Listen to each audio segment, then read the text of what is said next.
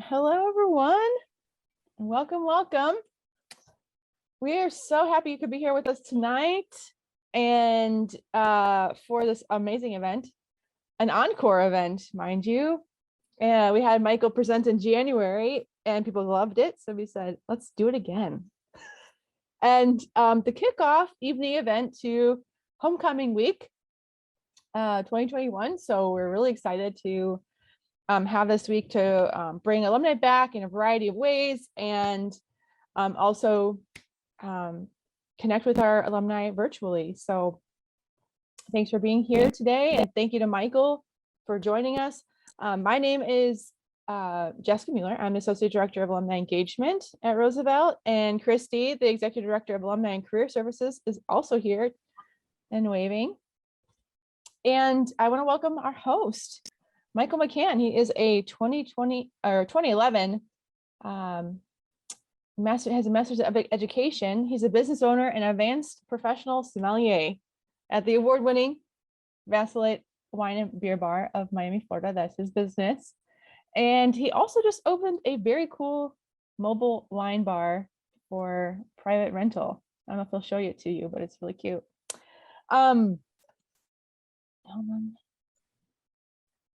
So tonight, Michael's going to share his extensive background in wine with you, and he's worked in some of the best restaurants in Miami and Chicago. He's also worked in a variety of other workplaces, including being an elementary teacher, a college professor, and now business owner.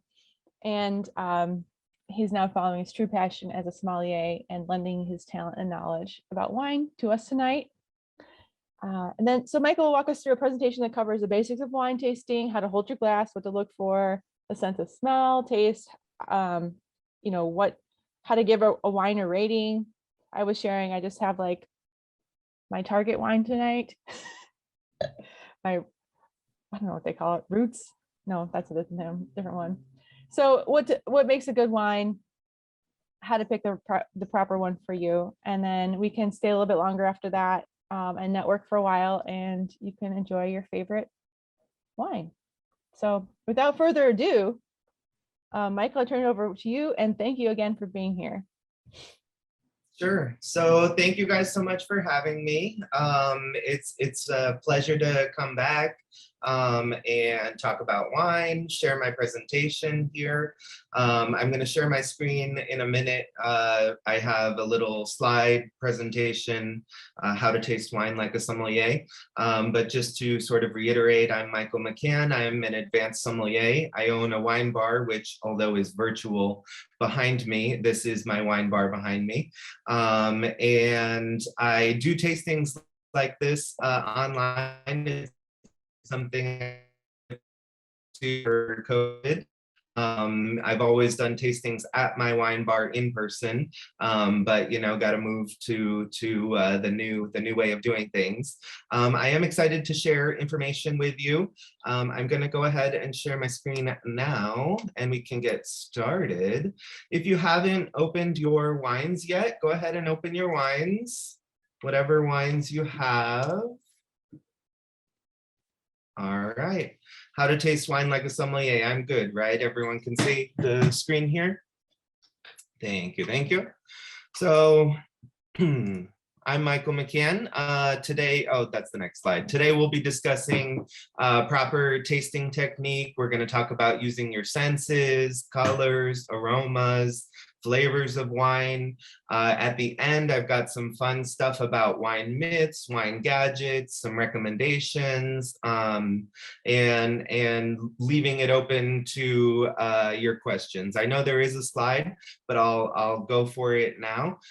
If you have questions as they arise, go ahead and put them in the chat box, or just unmute yourself and say, hey, Mike. There's not that many people on today's call, so so I don't want this to be like super formal. We are just chilling and drinking wine on a Thursday night, so jump in, you know.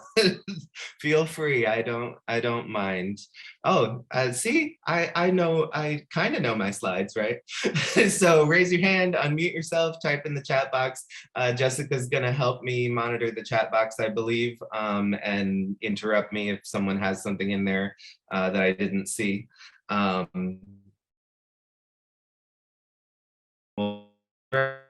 So let's begin. Open your wine. Tonight I have a really bright screen. It doesn't make me look very nice, but I have Idle Hands. It's a red blend from Washington. That's what I'm drinking tonight. Just something that I grabbed off the shelf. I was at my wine bar earlier today with the HVAC guy fixing the air conditioning. So that's all I had a chance to grab before I got here. But the wines that, if you went ahead and got the package that we had kind of recommended off of wine.com, I believe it had a Chardonnay, Cabernet Sauvignon, and a Pinot Noir, all from California. So I'm kind of just gonna chat about those if that's what you have. If you have something different, you know, no worries. I have something different, so we can answer questions about maybe what you're drinking if you have them. But as far as the California wines, California Chardonnay are known for being dry wines. They're very buttery and oaky. If you like this kind of, it's actually a style. If you like this kind of style, it can be very, very oaky and very, very buttery. And that is the California style for Chardonnay.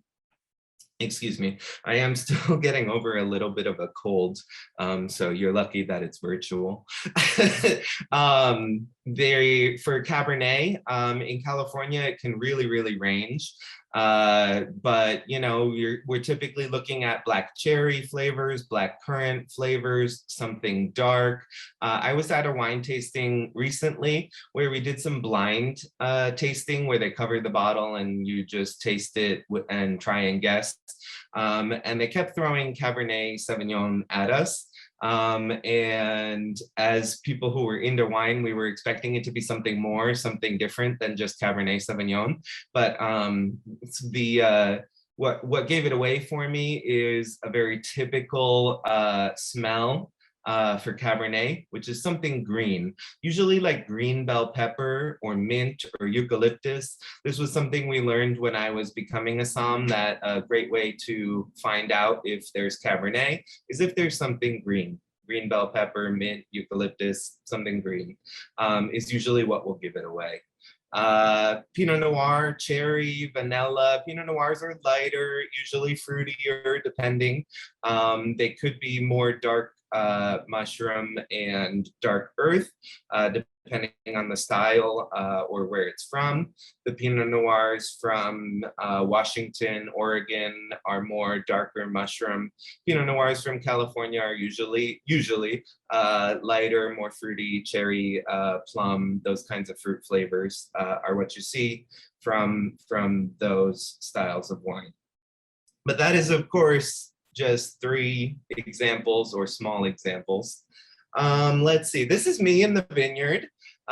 When we were still allowed to travel in 2019, I went to Paso Robles. I haven't been able to travel to any vineyards since 2019, but they flew us out. It was a what do you call a media wine person, wine buyer trip. And they brought us to, I think we went to 24 different vineyards in a span of like 3 days. It was insane. On the bus, off the bus, into the vineyards.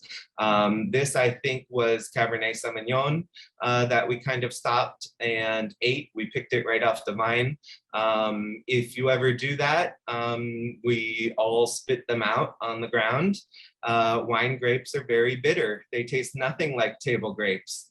They are high acid and they are just not pleasant. You need to wait. You need to wait until it's in your glass. So, but that was interesting. I had never tasted off of the vine like that before. And of course, there's a reason for that. But it was a very cool trip, and I am super into Paso Robles wine now because of the knowledge that I gained on the trip, but also they make really, really phenomenal wines. It's kind of like the next Napa. You know, Napa is always going to be Napa and is always going to be good, but Paso Robles can make really, really great Cabernets and wines that rival Napa, but they don't command the same price point. They're much lower in price. So when we're tasting, I'm gonna start tasting. If you have your glass, you want to use all of your senses as you taste. What do I mean by that? Look at the wine in the glass, smell the wine in the glass, taste the wine, and then my fun little graphic here says think. So I'll give you a chance to kind of do that. I'm going to do the same. You want to look at it. One thing, let me see if I have anything. One thing that we were taught in wine school is to put it against a white background. I have kind of a white handkerchief here. Put it against I don't know if you can really see me, put it against a white background and view it over a white background or a white piece of paper, something like that, to really give you the best way to view the wine. You know, and what colors are you looking for? You're looking for it to be red. It could range in color from purple to red, depending on what grape it is. Mine is a red blend, and it's very, very ruby red tonight, but you maybe have a Malbec in your glass, which could be more purple. You could also have a Cabernet, which may look more purple. That's totally fine. That's definitely on the range. If it's a little bit orangey brown, that's fine too. That's good. Orangey brown is a color that you might see around the meniscus, around the outside of the glass, and that's just a sign of age. I think that comes up later on the presentation. But yeah, you're using your senses. You're going to look at the color of the wine. You're going to smell it, taste it, think about it. Mine is really, really fragrant. I opened it maybe half an hour ago now when we were checking the lighting before we let you guys all in here. And still, it's really coming out of the glass really very strong. One thing I do that I like to tell people when you're tasting, I do a way of smelling that is something I learned from Janice Robinson. If you're into wine and you've studied wine, Janice Robinson wrote literally the book on wine. She wrote the Wine Bible, which a lot of people use. It is massive. And it is just a reference text, very good book on wine. And one of the ways she talks about smelling wine is to kind of go to the side. It's going to be hard to see me, but if you tip your glass sort of at an angle, the way it is in the graphic here, and you inhale with your mouth open. So you want to put your mouth and your nose sort of over the glass. Inhale through your nose, but leave your mouth open. And the reason for doing that is that you actually have more olfactory senses inside of your mouth, that when you use it in conjunction with your nose, it elevates that smell more than when you leave your mouth closed and you just isolate and use only your nose. So leave your mouth open. I know it looks a little weird. You might feel weird doing it, but I promise you'll get a better smell, a better good inhale of the wine to start smelling all those good things that are in the glass. So when you look, you're going to look at the label. So now we're talking about the bottle. You know, what is the producer? What is the name of the wine? Where did it come from? What is the grape variety? What is the vintage, the year that it was grown? You can get information right from the bottle by looking for these things. If it's a producer that you know, Jessica mentioned, what was it, Roots, or Josh, or I don't know, Opus One is a very expensive one. If it's a producer that you know, you probably are aware of what kind of wine they make, what it's going to taste like before you pick that up off the shelf. In the same vein that there may be producers that you don't like. I stay away from Yellowtail, not my favorite. So I'm not going to pick that one up when I'm in the wine aisle. But I do have, later on at the end of my presentation, I do have some cheap wines that I love and I recommend. Frontera is one of them. I love Frontera. Cheap wine, but very good, not like Yellowtail. Okay, are there questions? Am I moving too fast? Are we doing okay? I'm just gonna take a pause. I'll keep going then. So if you were to give an evaluation, some don't necessarily do it this way, but it's a great way to kind of get to understand it since we are academics here. I've presented a rubric from my days in the classroom, right? So I put together this rubric. It doesn't really come from anything, but these are the kind of the things if you were to give a grade to your wine. 3 points. Aroma, bouquet, what does it smell like? That one has a higher point value. Taste, again, with a higher point value. Finish or aftertaste. So you want a good finish on a wine. You may have heard wine people or somms that you've come into contact with talking about finish. You want a nice long finish. And the finish is the good, pleasant flavors of the wine. You want it to still kind of be in your mouth a little bit after you're done drinking with it or done drinking it.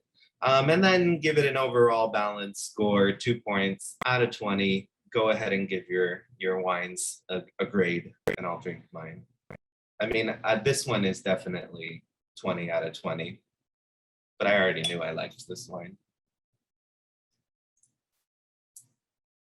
So if we look at regions here, we're looking at California. So those wines that we had suggested you buy came from California. Here's a map of the wine regions in California. The Chardonnay is from Monterey. That is sort of just south of San Francisco. I'm gonna have trouble locating it, but sort of between San Francisco and San Jose is Monterey, California. They make fantastic Chardonnay, really, really good Chardonnay. Monterey is cold or cool climate, so they make really good Chardonnay. They make really good Pinot Noir. That's just about it. I've seen them experiment with other things, but honestly, because of their climate, they only produce cool climate grapes, Chardonnay, Pinot Noir, things like that. Cabernet Sauvignon, black cherry, black currant, fruit flavors coming from Napa. Napa, outside of San Francisco here, where should be around in here.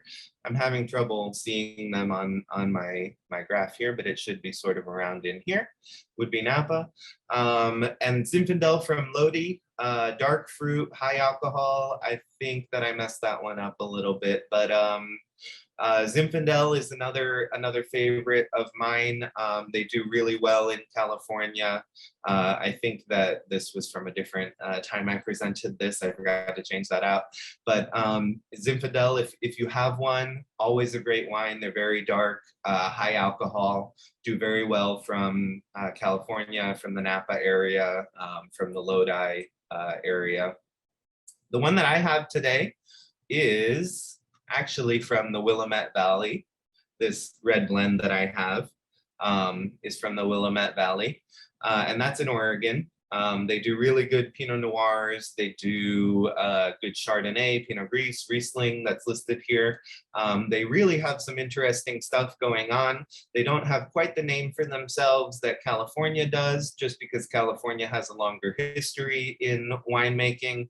But you're gonna see as we carry on that Oregon and Washington State are going to be really, really great producers, and they're really starting to infiltrate the market more and more because a lot of their wines are very outstanding, really, really good. And the Pinot Noirs, if you have a chance to check out an Oregon Pinot Noir, if you haven't yet, please do. They're phenomenal. Okay. So I have all these graphics from the Wine Folly. I'll mention her first. The Wine Folly is a wine blogger. I'm not sure if she's a sommelier, but I do know that she used to be a graphic designer, found her passion for wine, has written a couple of books. She has a blog online. And of course, she makes wonderful graphics because she is a graphic designer. So most of the graphics that I have in this presentation are from her. If you have a chance to check her out, really cool. She's got some great blogs, great books. This is her slide on Cabernet Sauvignon. So we're looking at the primary flavors that you're going to see: Sauvignon, black cherry, black currant, cedar, baking spices, even graphite. It's on the drier side, definitely full-bodied. Medium to high tannin, medium acidity, somewhere between 13.5 to 15% ABV. So let's go to body, because usually people ask questions about body. The body of a wine is basically how it feels inside of your mouth. So we have low or almost no body, medium body, full body. And the best way to think about this, the way that I was taught to think about this, is milk, believe it or not. So when you think about milk, milk comes in full fat milk all the way to low fat milk, with the in-betweens being 1%, 2%. So there's sort of the gradient style of milk. And you can tell when you're drinking milk. Let's say you're drinking milk blind, you don't know, you got milk at a restaurant for brunch or something. Whether it's 1%, 2%, or full milk, you can tell based on how it feels in your mouth, right? The full fat milk would be the full body wine. It really fills up your mouth more, whereas low fat milk is lighter inside your mouth, maybe closer to water, not as milky, if you will. That is the best way to kind of understand body. So Cabernet Sauvignon should really fill up your mouth, full body, just like whole milk would. Something lighter, like Pinot Grigio, would be more like 1% milk, low fat milk, something like that. So tannin, those are kind of what makes your mouth, you feel it inside your mouth when you're drinking red wine. So Cabernet Sauvignon, medium to high tannin, and the tannin comes from the grape itself, the seeds, the pits, and it's kind of that sort of, I like to say, biting sensation where you kind of feel it on your gums a little bit. And then acidity, you should already sort of know, medium acidity on this wine, and that's usually par for the course. So Pinot Noir, flipping over to Pinot Noir. Pinot Noir primary flavors: cherry, raspberry. They are usually really fruity wines, lighter wines. They could have mushroom or vanilla, even hibiscus flavors.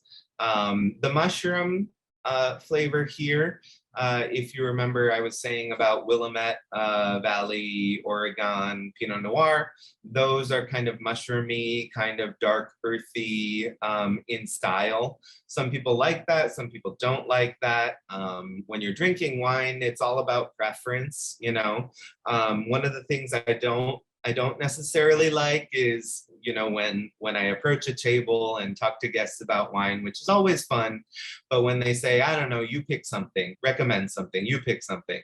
Well, I could recommend something I like, but that doesn't mean you're gonna like it.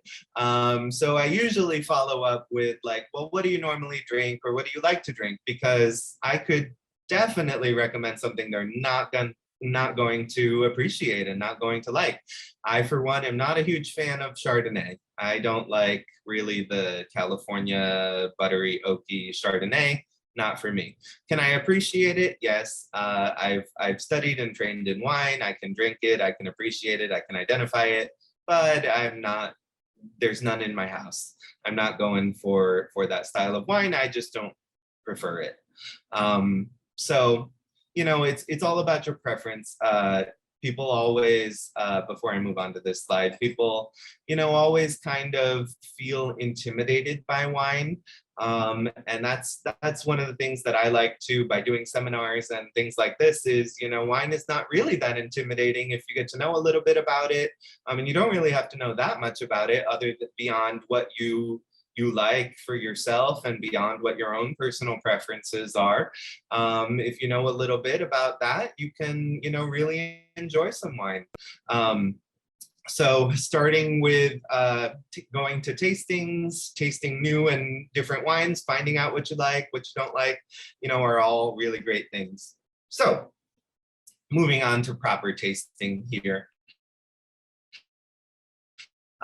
When you are doing a proper tasting, as I have been trained to do, you're going to open the bottle.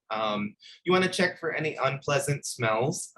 And typically, if you do have a bad bottle, which does happen, you'll know when you pull the cork. When you pull the cork, you'll know. It will smell really bad. It will smell like nail polish remover. It will smell like really strong vinegar. You'll know.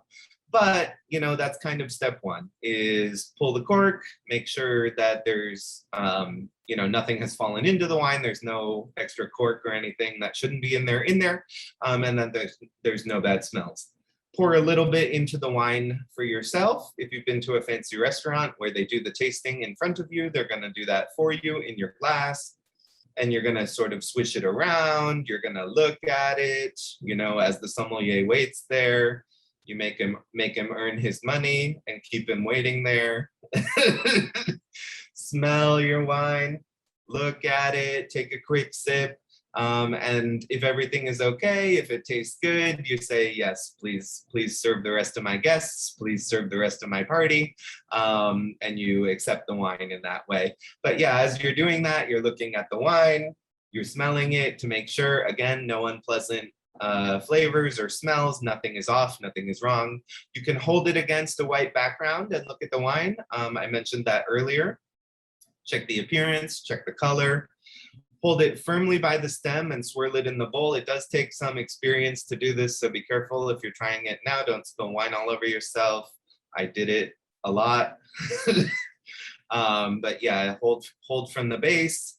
Let's see if I can get it on camera. Hold from the base and spin it around in there to aerate the wine and get it really smelling good. If you have trouble doing it in the air, you can do it on a table. You can do it on the table and just kind of hold the glass against the table. That is a little bit easier to do, to swirl. Place your nose against the glass, take a good sniff, do the Janice Robinson, leave your mouth open, try not to look like a weirdo, and take a mouthful of wine, roll it around your mouth a minute, make sure everything's good, and taste the wine to confirm that your final taste is the same analysis that you've been continuing to have with your smells and your sight and your thinking about the wine. And then, of course, enjoy.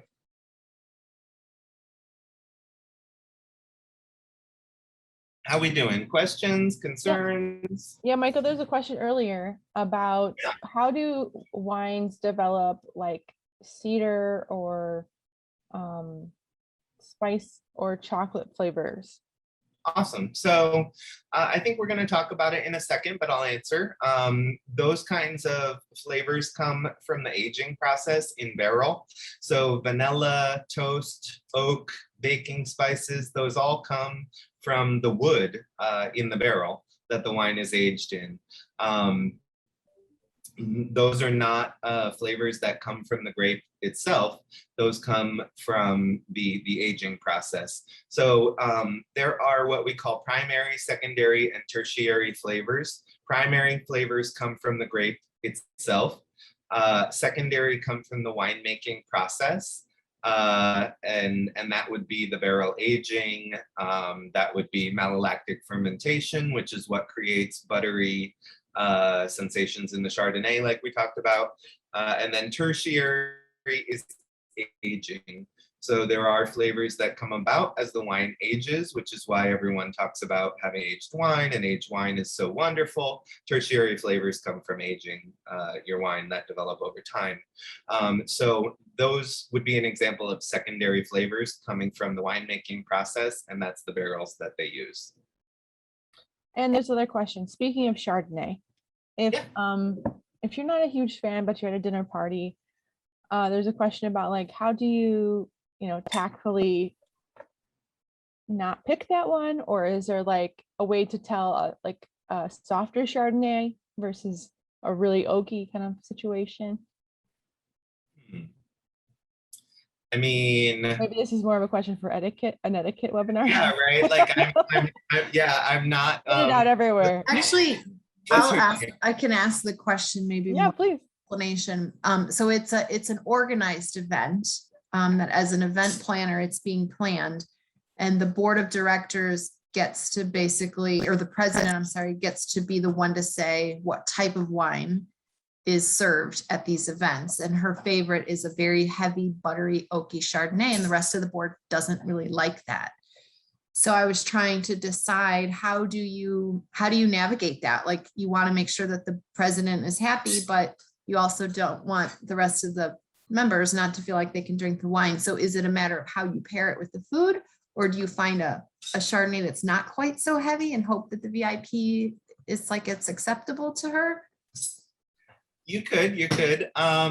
If it were an event that I was doing, I would add another white wine that would be more approachable for everyone else. So keep your VP happy and put that buttery oaky Chardonnay on there, but include like a Sauvignon Blanc or a Pinot Grigio or some other white, or maybe even a rosé wine. That would be more, mainstream, like that everyone likes. Yep, have choices. Sounds good. One way to go about it, but there certainly is a range. So you can find there certainly are Chardonnays from California that I like, that aren't as heavy on the buttery oakiness. They're lighter, and they're not as forward, but you kind of have to do your research and find one.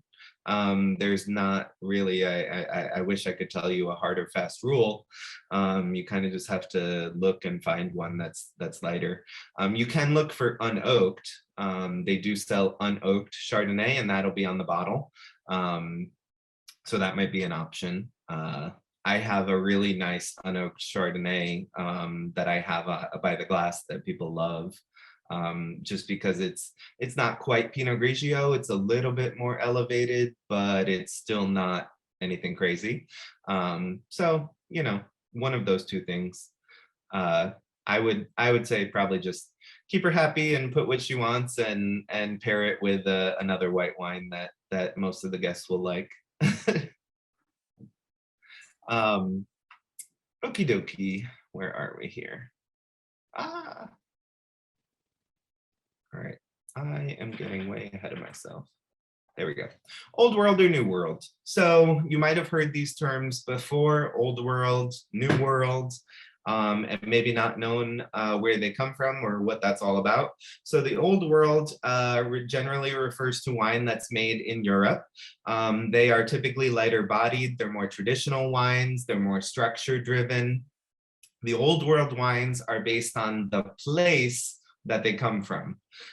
So an example, Bordeaux, that is the place, the place, the town. Bordeaux, France is where they come from. It's not the wine that is in the bottle.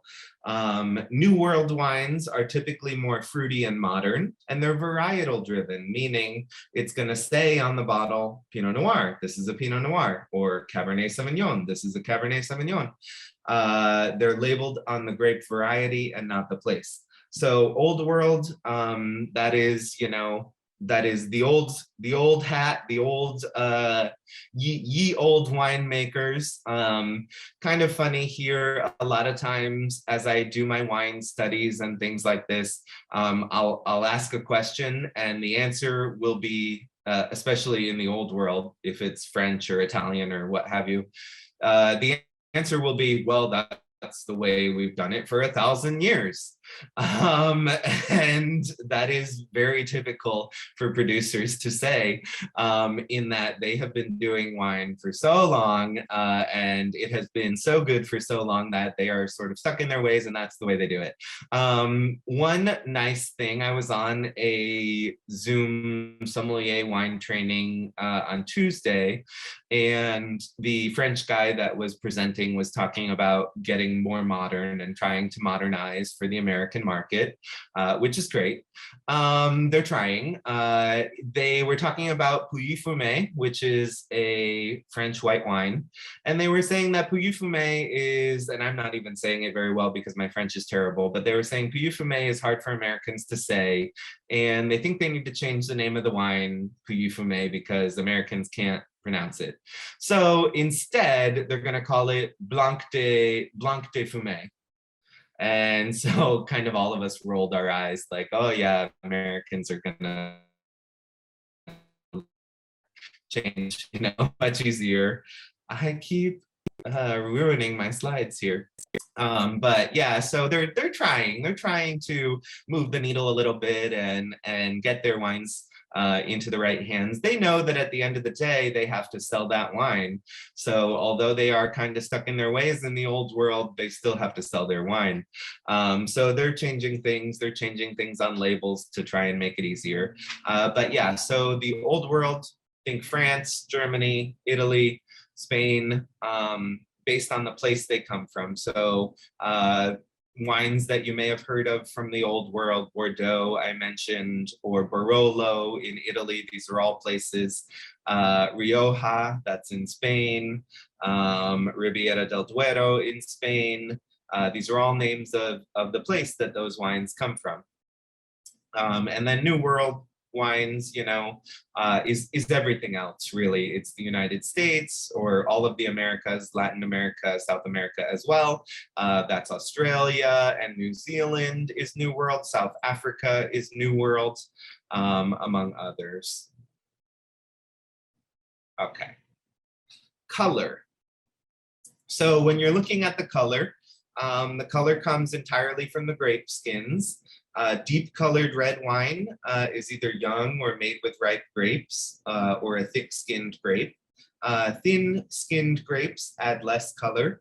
So an example of that would be Pinot Noir. Pinot Noir has a very thin skin. It creates a wine that is very light in color. White wines can range from pale straw color to a slightly greenish color.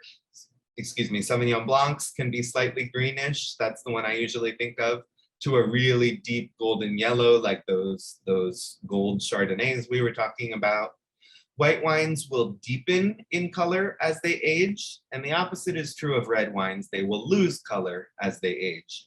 So the browner the wine, regardless of red or white, shows the age of the wine. So you can kind of take a look and tell an aged wine a little bit.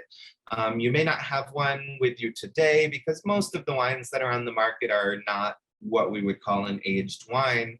But in that meniscus, if you remember from 7th grade biology, which is where the liquid hits the glass and it makes the sort of cylindrical. If you look at the meniscus of the wine, if it is kind of brown, kind of orange or burnt orange, that's an indicator that it's a nice mature wine, that it's starting to age, and that's a good thing, that it's aging well. So here we go. If you look again, all of these wines are on their side, so you can see the meniscus. Here's a little, visual representation on a white background of colors of wine. So starting on the left-hand side with the reds, light-bodied, could be very see-through. If you notice, you can kind of see the words through the wine there. And then we're moving to medium-bodied, full-bodied, where you can't really see the words that they have behind the glass. And then on these last two, young wine versus old wine. So young wine is going to really retain its color if it's red. And the old wine has sort of lost some of its red. It's starting to turn orangey brown. Not a bad thing. It's a good thing. And then Again, on the bottom, really light bodied. You know, you could even see, I have seen plenty of white wines that are almost clear, you know, so pale yellow that they're almost clear. But it could be very pale, straw, light, maybe even greenish. Sauvignon Blanc tends to throw off a sort of greenish vibe. Medium bodied in the middle there, and then full bodied, more of a golden. And then the difference between the young and the old, all the way on the side here, the young wine still has some color, and it's sort of browny dull for old white wine. Again, not a bad thing, just that is what it looks like as it ages. I'm gonna drink.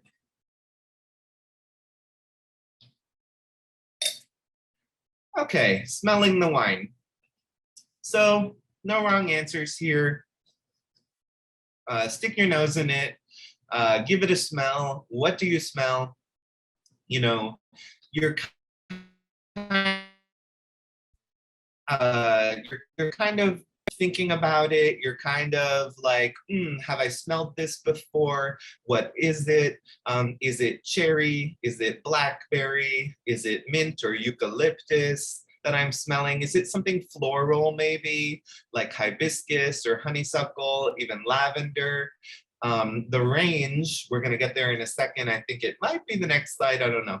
The range of smells and tastes that you can get out of wine are so varied. So what you're looking for on the nose, fruitiness, intensity. I mentioned earlier that this wine I am drinking is super intense. I can smell it from 3 feet away from the glass. I'm gonna pour myself some more because we're having a good time. It's Thursday night. Yeah, that intensity really comes out of the glass. It's no matter really, because you could have a not so intense wine, a very intense wine. It doesn't really show you anything. But that's kind of the things you're looking for: the wood, the oakiness, the maturity. Haha, do I know my presentation? Okay, so here's my master sommelier wheel of aromas and flavors in the wine. So they're all sort of color coded. Go ahead and take a look. If you start in the middle at the grapes and work your way out, that will help. So a fruity white wine is what I'm looking at here. Typically, they have citrus notes of lemon and lime, but it could even have green apple or pear in there. Some melon or guava, tropical fruits, lychee, passion fruit. If you're a fan of Moscato, you know, sometimes these will come out. Stone fruits, peach. Riesling has a lot of peach in Riesling. You'll see, or dry apricot or orange peel. These are Botrytis Twines. That's like a whole nother day. If you've ever had a Sauterne, that is a Botrytis Twine. Botrytis is a fungus that grows on the grapes. It's a very expensive wine because it has to be hand harvested by only the grapes that have the effect of this fungus, and it may not be the whole bunch. It could be just individual grapes that have this fungus on it. They collect it and they make a wine out of this fungus nasty wine, but it's actually really good. It looks, if you've ever seen pictures of it, it looks kind of gross, but they make a wine out of it and it's phenomenal. Dry apricot, orange peel. So that's Botrytis Twine. Fruity red wine, red berries, raspberry, strawberry, cherry plum, honey, floral, moving on to the florals, honeysuckle, orange blossom, linden, jasmine, rose, lavender. You know, you could have floral in a red or a white wine, really. Typically, I think white when I think floral scents and taste, but you could have it in red wines as well. Vegetal, so tomato, cut grass. A lot of people talk about Sauvignon Blanc tasting and smelling like grass or cut grass. So that's, you know what? I think it's the rollerball on my mouth. Yeah. So I've been drinking wine for a few years, and I pretend to know nothing, but I have a really hard, difficult, challenging time distinguishing any of these from any wine I've ever tasted. Like, it's like amazing to me how inept I am at picking out these flavors. So I was wondering, one, maybe I'm wrong, and maybe the whole wine industry screwed up. And if they empirically had a sensor to distinguish these smells, they wouldn't actually match up to the real smells. That's one question I have. And then two, how do you, I just don't get, how do you smell this stuff? It's like a mystery to me. It's like really baffling. So my question for that is, why, I mean, is my nose just that horrible or what? Yeah. No, so I am a sommelier with allergies. I'll start there. So am I the best one at tasting and doing blind tastings? Not necessarily. I have my good days and I have my bad days. So it took me a long, long time of drinking wine and doing my homework of drinking wine, really be able to that. And so honestly, you know, I need you to do your homework and drink lots and lots of wine, because it's kind of muscle memory, really is what it is. When you do a blind tasting, there's nothing in your brain really that can tell you what that wine is. What you're doing in your brain when you do a blind tasting or when you're trying to smell something out of the glass like this, is you're remembering what raspberries smell like.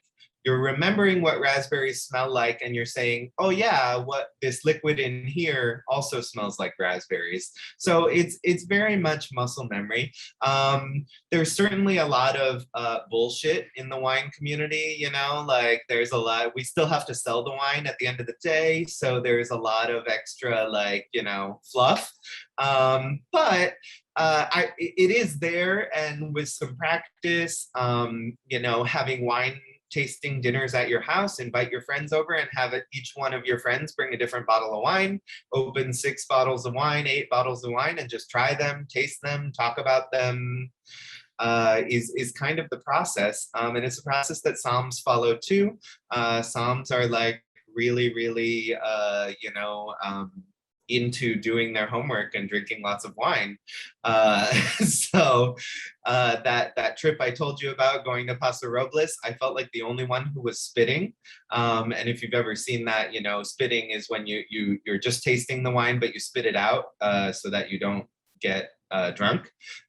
So we were drinking wine from 8 a.m. until like 9 p.m. at night. So I was spitting the whole day, but not every som on my trip was spitting, and they were getting pretty, you know, like loosey-goosey by lunchtime. And I was like, come on, you guys, we're professionals. You need to spit. So, you know, taste your wine, drink your wine, talk about it with friends. But your first question, there actually is a product on the market to help you with this if you're really, really into it. It's called, I'll get back to you on what it's called, but it's basically a kit of essential oils, if you will. And in the kit, it has maybe 100, probably all of these, I think it has all of these on the wheel.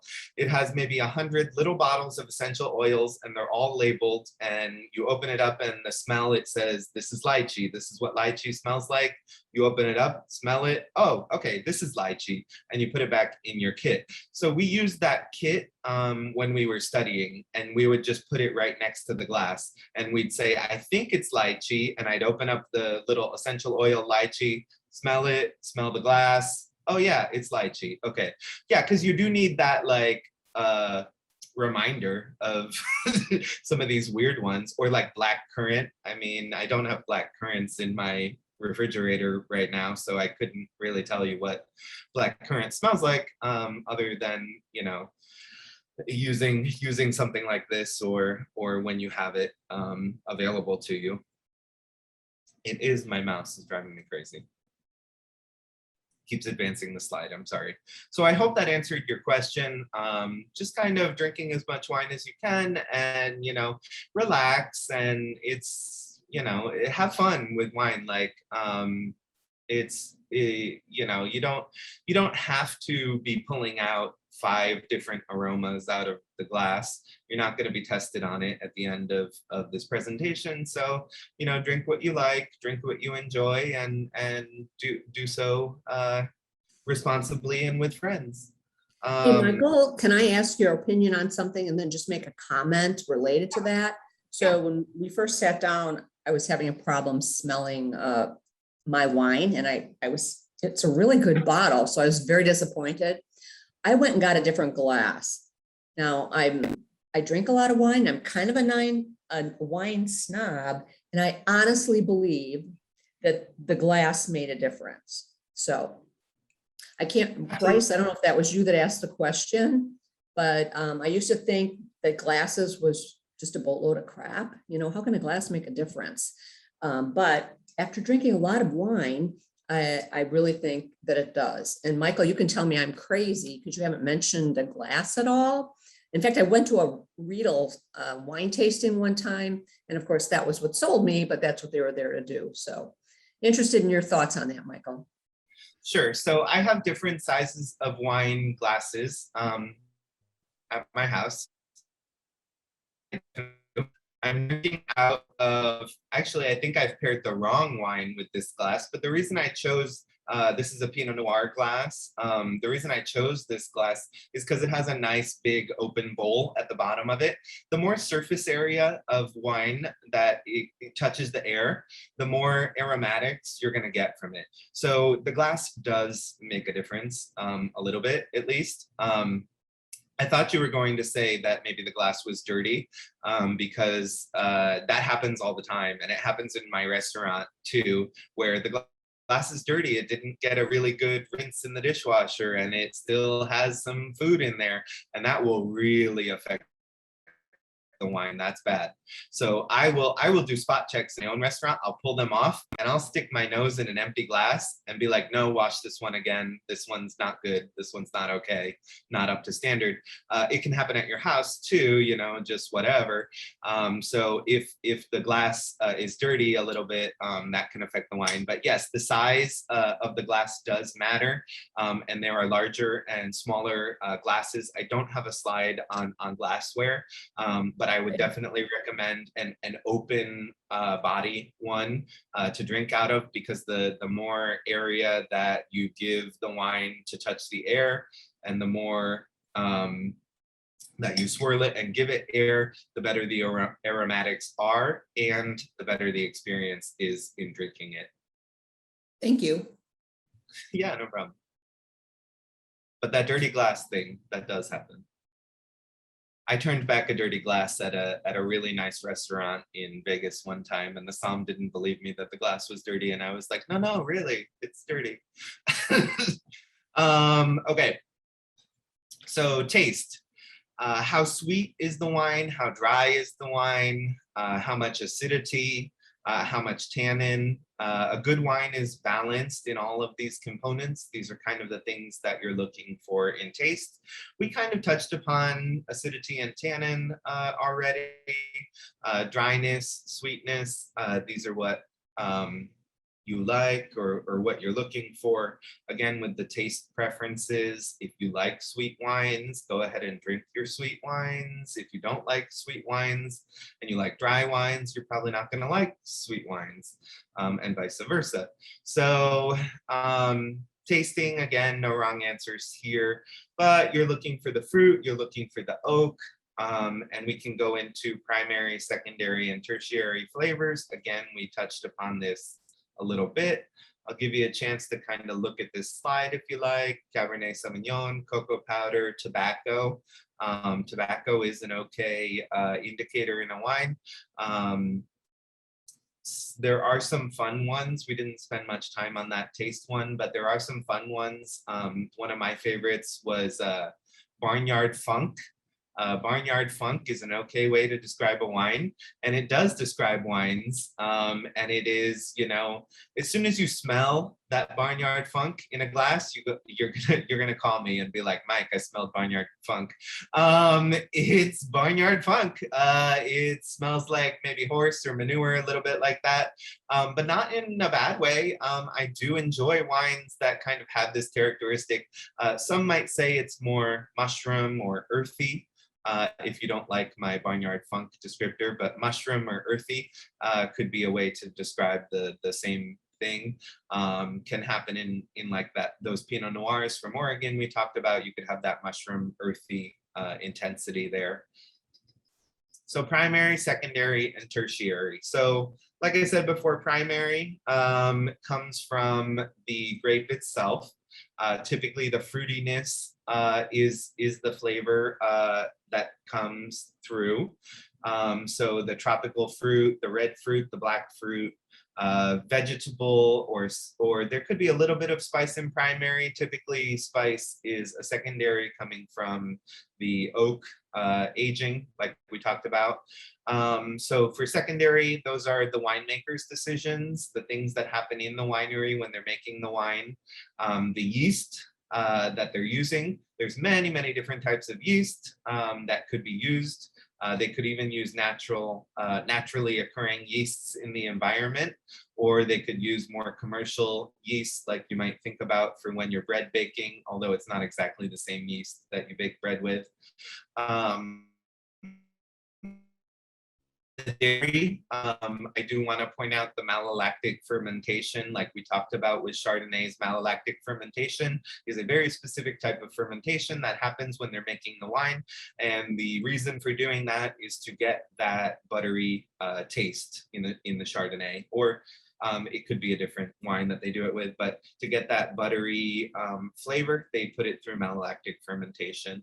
And then tertiary comes from the aging process. So whether it's aging in oak, aging in bottle, any of those could come. So the oak here on the slide, the wood, the cedar, the spice, the vanilla, aging in the big oak barrels, or they could be choosing to age it in a bottle, in which case we move down to that second one, oxidation.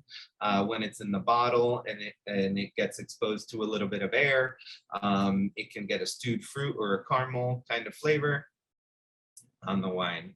The aged white at the bottom here, honey, syrup, glazed almond for aged white wines are typical aromas. It looks like people are still kind of looking at this, so I'll give you a second.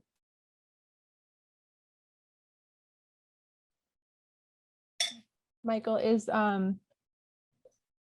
just sweet and dry work opposite of one another? Yeah, for the most part.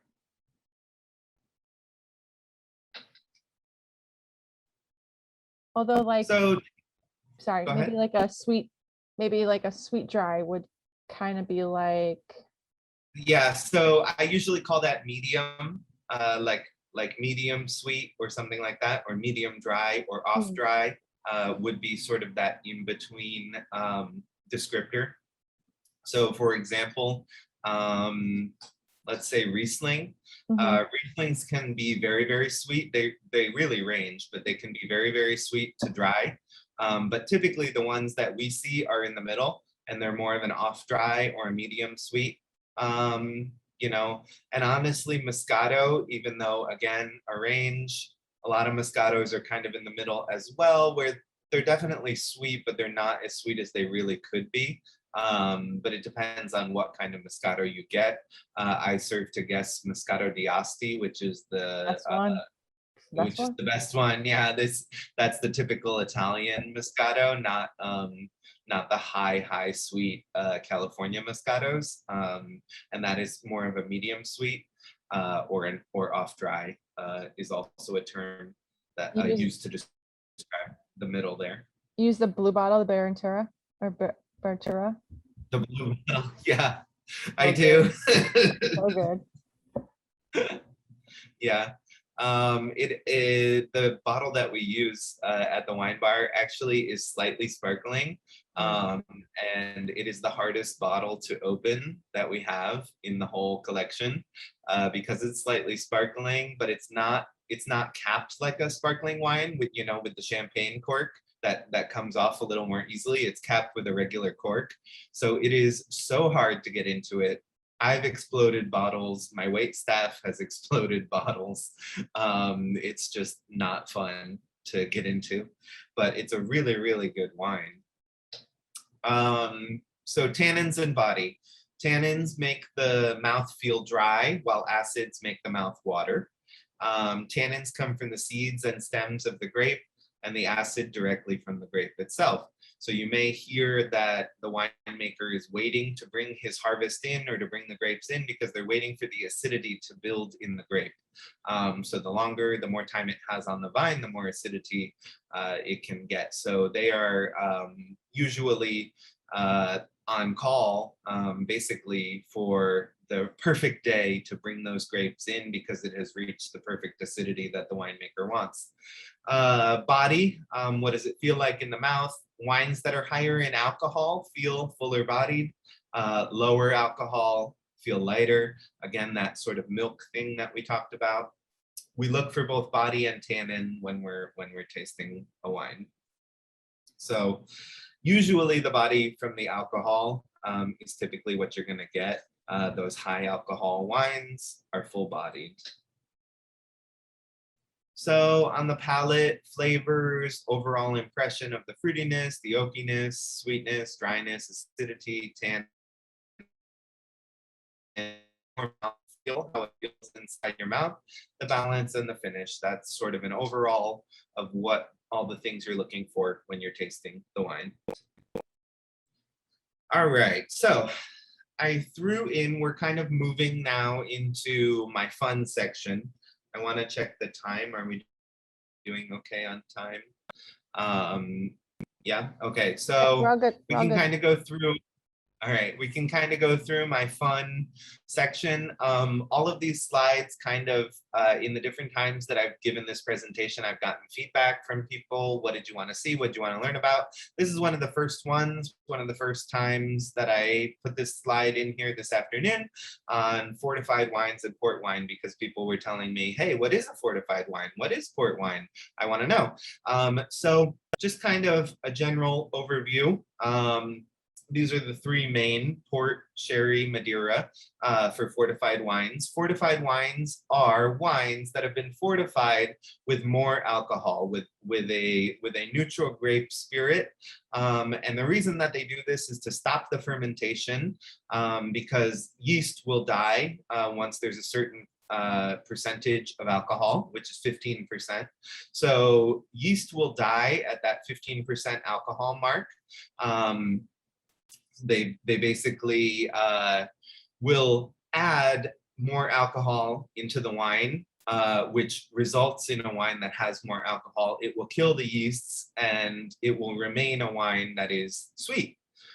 So port wine is sweet, Madeira and sherry not necessarily. But the whole reason for fortified wines, I always like to tell the story, because way back when, we're talking, I think 1300s or maybe 1200s, sort of medieval times. In the United Kingdom, there were lots and lots of people who really liked wine. There's still lots and lots of people in the United Kingdom who really like wine, but they can't grow wine in England, in the UK. So they had to get it from elsewhere.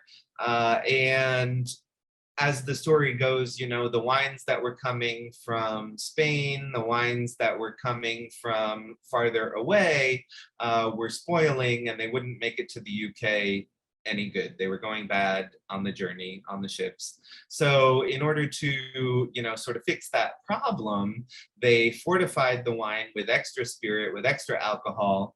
That extra alcohol was able to kill the bacteria and the germs and the not so nice stuff, and arrive in England still good to drink and still awesome. And it turned out that consumers in the United Kingdom really liked this wine. They really liked this fortified wine with more alcohol. all. And so it stuck and it became a thing. And it was really just a solution to a problem that they had, and became a style and a type of wine. You know, port wines typically are like dessert wines that you might see on a dessert menu at a restaurant. They are sweet. Sherries, not so much. Sherries are more dry. They have that really, really good almond flavor. That's usually what people look for in sherries. Madeiras, you know, I'm not as well versed in Madeira. I know people love to cook with it, but at the same time, you know, you can kind of sip on it as like a cordial or an after dinner drink. All of these. All right, common misconceptions. So I hear a lot about these sort of different things. People have a lot of feelings one way or the other. The first one being white wine should be served ice cold.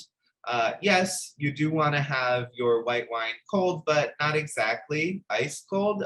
White wine should be served at about 49 to 55 degrees. So not really, really cold, but cold. If it's too cold, it will be not as pleasant. You won't have the aromas or the taste because they kind of get locked up when they're really, really cold. Something that I always say for this one is that if you're keeping your white wine in the fridge, take it out for 20 minutes and drink it after 20 minutes of it sitting on the counter. The opposite is true. Red wine should be served at room temperature. Well, not exactly. Red wine should be served at about 62 to 68 degrees. I never reach 62 to 68 degrees. I live in Miami, Florida. It is 75 or more in here. So not exactly. So the opposite, that little thing I just said about taking your white wines out of the fridge for 20 minutes, what I do is put my red wines into the fridge for 20 minutes. So put it into the fridge for 20 minutes, and then after those 20 minutes, it'll be good to go. It'll have come down a little bit in temperature. It'll be around about that 62, 68 degree mark. Castles. The reason I put castles there is sort of this misconception comes from when people lived in castles and their room temperature was 62 to 68 degrees. But in modern times, we don't really reach 62 to 68 degrees, depending on where across the country you live. I know Roosevelt's in Chicago. In the dead of winter, it might even be colder than 62 to 68 degrees in your house. I know that when I lived in Chicago, because I did after college live in Chicago for many years, like my apartments were always freezing and the windows were freezing over, and in the winter it was certainly less than 62 to 68 degrees. But that is kind of the temperature range that you're shooting for. Red wine will give you a horrible headache. A lot of people say that. Not really. Like all alcoholic drinks, drinking alcohol will lead to dehydration. So if you're not drinking enough water, I have my water. If you're not drinking enough water while you're consuming wine, yeah, it'll give you headaches. It's the same as if you're not drinking enough water while you're drinking beer, if you're not drinking enough water drinking tequila shots, anything that you're doing, the alcohol leads to dehydration, and that's probably where that headache is coming from. You should let your wine breathe in the bottle. A lot of people talk about this, open it up, let it breathe in the bottle. Well, bottles are designed not to let air into them. That is the reason why they're shaped the way they're shaped. So there's really nothing that you're going to be doing by opening it and leaving it in the bottle. If you want to oxygenate the wine, decant it. If you have a decanter, or any number of decanters will do. Like I had said before, with the big wine glass, the more surface area of the wine that touches the air, the better you're going to be, the more oxygenated it's going to get. And that's exactly what a decanter does. When you pour it out of the bottle and into a decanter, you're allowing the air to mix and mingle with the wine. And most decanters follow that same rule that I was just saying. It will have a very big base or a big bottom. I hate to say that, but you want to look for a big bottom decanter. It'll have a nice big base with lots of surface area for the wine to touch the air. Ooh, so the legs. I've been told to look at the legs of a wine. A wine's legs really have nothing to do with its quality. It's simply its alcohol content. I'm sorry to disappoint you on the legs, but here we go. We're gonna do a little biology class. You ready?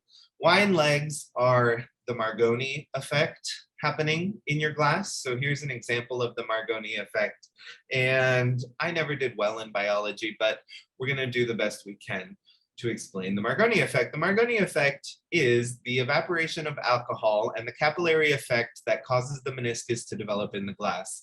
Its surface tension and the temperature outside and inside creates a film layer on the glass. The tears that come are from the influence of gravity coming down in your glass, and they produce that sort of effect, that tear-like effect on your glass.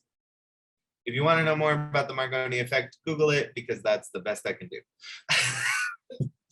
So the Margoni effect is, the surface tension, the alcohol content in your wine. It has nothing to do with the quality of the wine. Mostly it's just that you have a high alcohol wine that you're looking at if you're really, really seeing a pronounced legs, but it has nothing to do with the quality.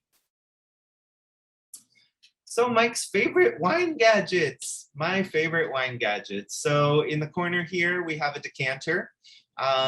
This is the decanter that I use. Very simple. Like I said, a big bottom with lots of surface area where the wine can touch the air is super nice. All you're looking for. You can certainly have nice fancy ones that maybe you got as a wedding present or crystal or whatever. I'm sure they're all well and great, but they don't necessarily they all do the same thing. So, I've broken my fair share of crystal in my time. So nowadays I just use, I believe this was like $21 on Amazon. It's thick glass and I can even put it in the dishwasher. And so that's what I use to decant because it's super simple and easy. I love chalk and slate charcuterie boards. Super cool. You can write on them and label them for guests if you're being fancy and having a fancy dinner party. You just rinse them off. They're super easy to use. It looks really nice because with the dark background, you can get fancy with the different colors that you put on your charcuterie board. The grapes or the salami or whatever you put on there always looks really nice on slate. I always recommend slate. The Coravin, if you've ever seen a Coravin, is more expensive, kind of fancy, but they are super effective if you're the kind of person that likes high-end wine, expensive wine, but maybe you are the only one in your house who drinks wine and you want to be able to save your wine. The Coravin makes it possible to, I say, steal wine out of a bottle without popping the cork. So it's got this needle here. You push it down and the needle pierces the cork and goes down into the bottle. And you tip it on its side and it sucks the wine out and you can pour it into a glass. And it replaces it with argon gas. The argon gas will settle on top of the wine because it's less dense than air. And it'll keep the wine in the bottle from getting any air in it. It will keep it from getting exposed to the air. So it's a great way to save wine, fancy wine, if you have something like that, or if you're only going to drink one glass and you want to leave all 3 or 4 more servings in the bottle, you can kind of just steal one glass out of it and not have to open the bottle. So those are super cool. I like also this Venuti. This is a decanter, but it decants the wine as you pour it. I need to move your beautiful faces so I can see it. All right, the Venuti, you pour it down into the top of it, and you'll hear it. It gives like a sucking motion. I don't know if anyone has it. It goes like And it's adding air, adding air, adding air, and it's decanting and adding air, and it falls into your glass. So you can do it glass by glass. I have one of these. I've had it for years. I love it. It's awesome. Can't recommend these enough. And again, they're not that expensive. Pay no attention to the fact that they airbrushed out the second hand, because you know, this is magically floating here. You actually would have to hold it with your left hand as you pour with your other hand, but they edited that out to make it look cute, I guess.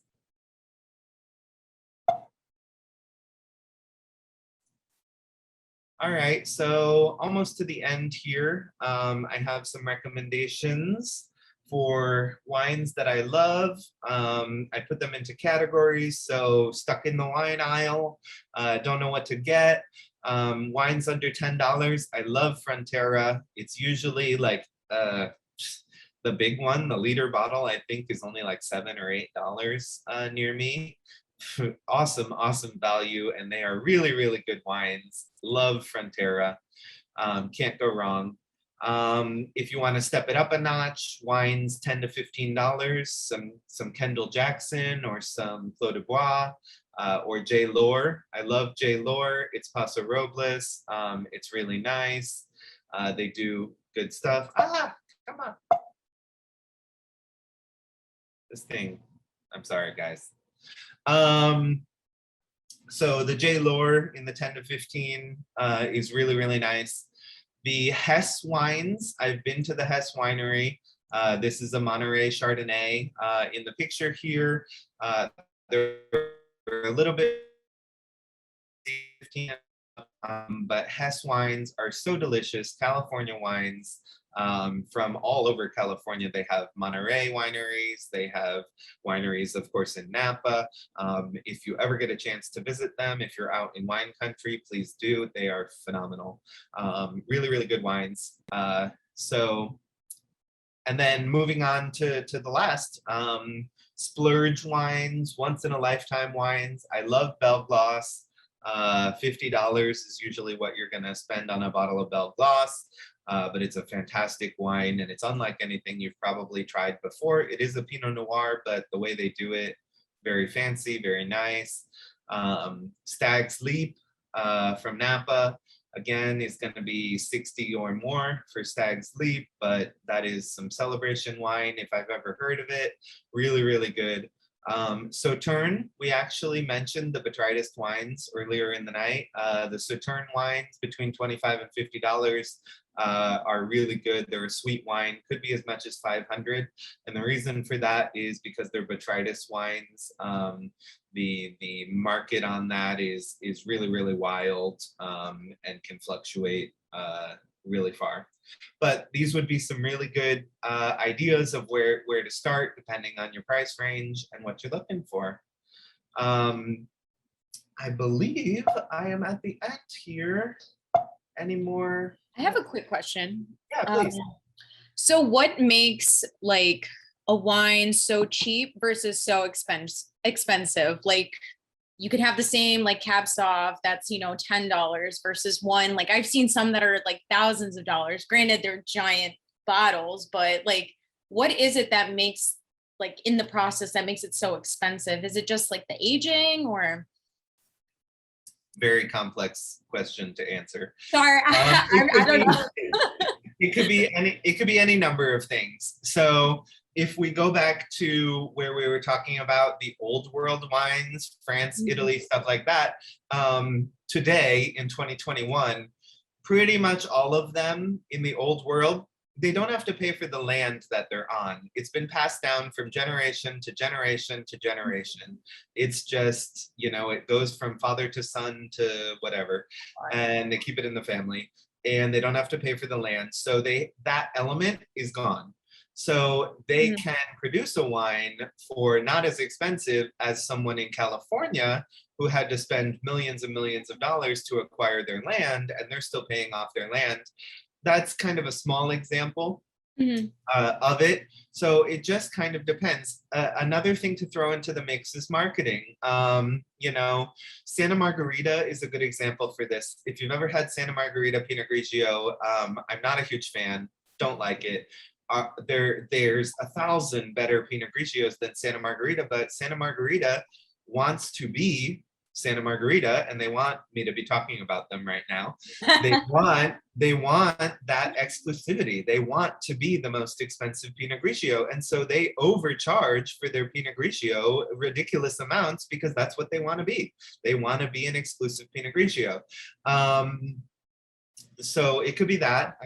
Things like Opus One is a high-end wine. Again, that's kind of mostly marketing.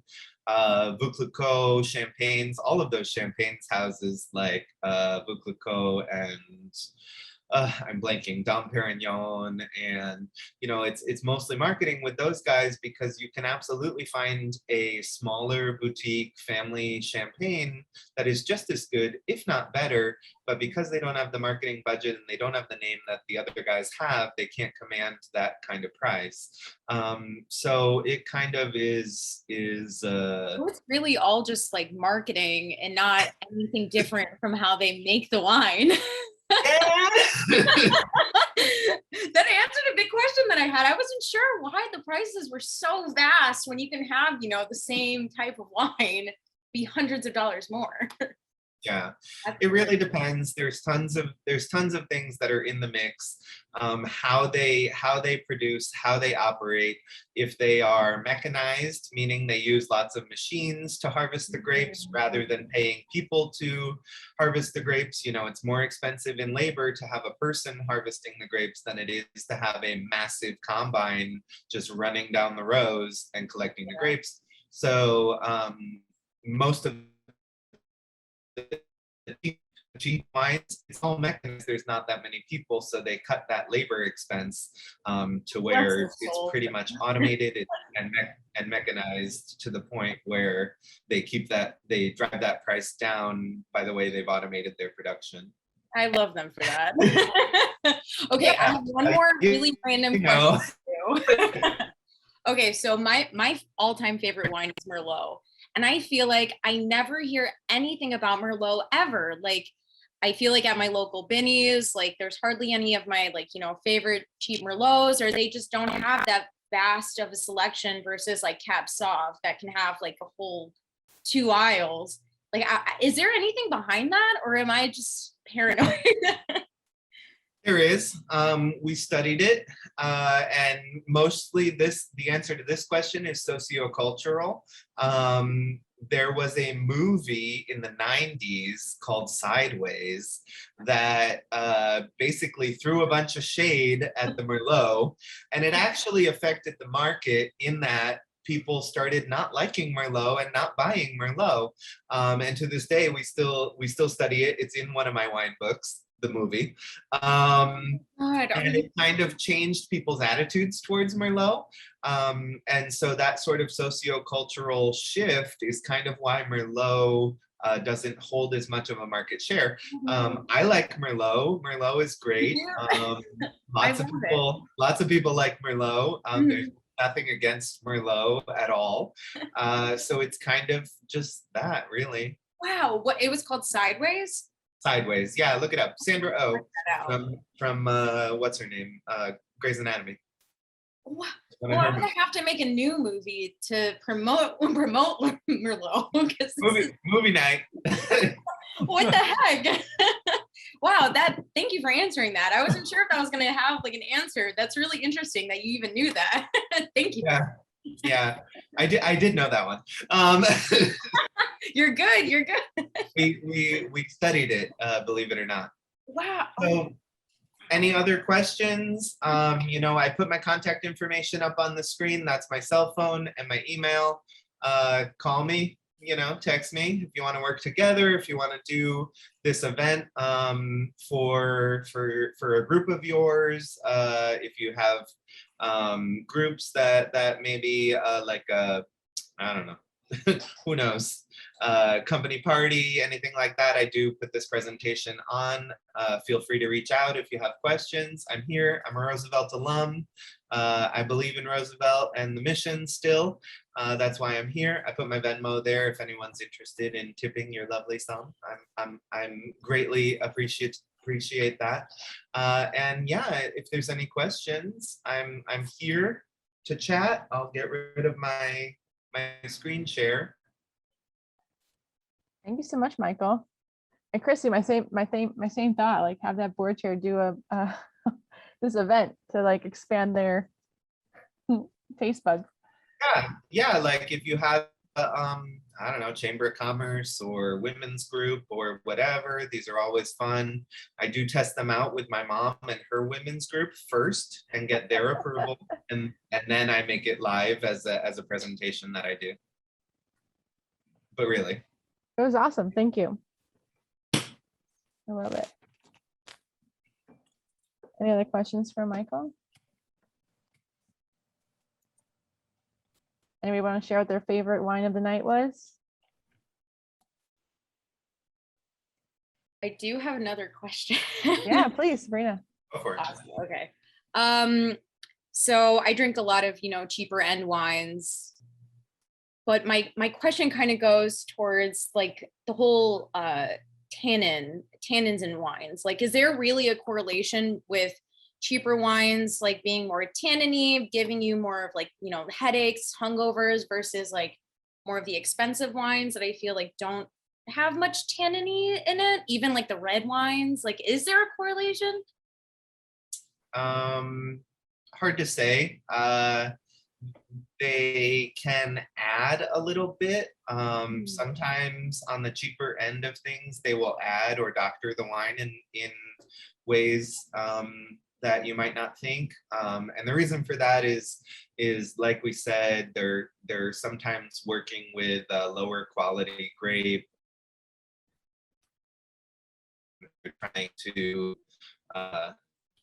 how do you say, like put lipstick on a pig. They're trying to cover up imperfections or things like that. So they may be adding extra things in there for it. So, if you're really, really interested, go for the higher price level or look for organic or some of those types of wines. I hate to say stay away from the cheap wine, but There's some good ones. There's some ones. For yeah. Sure. I mean, there's a $4.99 Chianti from Aldi that I really like. That is super nice, and it's a Chianti. But the rest of it is kind of eh. Yeah, no, my Cab Sauv that I got tonight was like $3.99. So, and it's pretty good. But thank you for answering my question.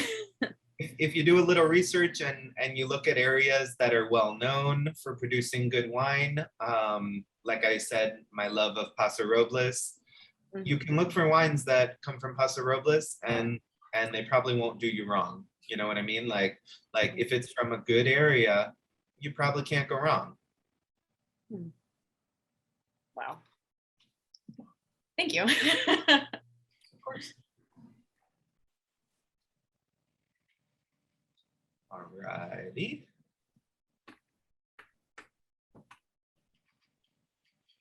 Okay, well, thank you so much, Michael. And thank you to everybody here who joined us and got to learn a lot about wine tasting and wine smelling and wine tasting. I'm just kidding. Yeah, hope you took away, Yeah. some information about wine. Thank you, guys. Yes, Yeah, so definitely. awesome. Thank you. Thank you so Thank much you. for That was joining us. very, very helpful. And yeah, go Lakers. And I'll be sending out a event thank you after this and with Michael's information. Please tip if you can. We do appreciate your time and expertise. And until next homecoming or maybe sooner. Take care, Thank everyone. you so much, Michael. Yeah, thank Bye. you. Thank you.